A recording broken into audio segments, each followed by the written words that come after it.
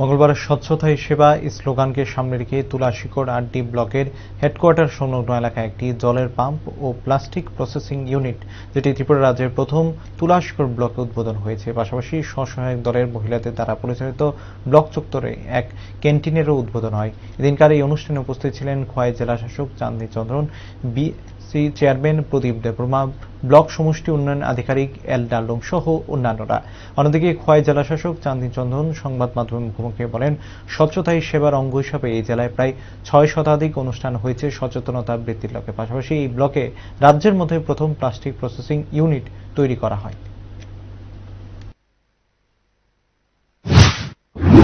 तो आज तुलाशीगर RD block में स्वच्छता ही सेवा कैंपेन 2024 का क्लोजिंग प्रोग्राम हुआ था। तो तुलाशीगर में स्वच्छता ही सेवा में 600 का ऊपर प्रोग्राम हुआ है। तो उसका एंड डे में हम लोग दो बहुत अच्छा इनिशिएटिव्स का उद्बोधन यहाँ पे किया है।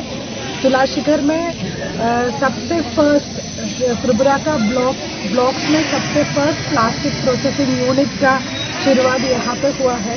और कोई ब्लॉक में आप एक प्लास्टिक प्रोसेसिंग यूनिट नहीं देख सकते हैं।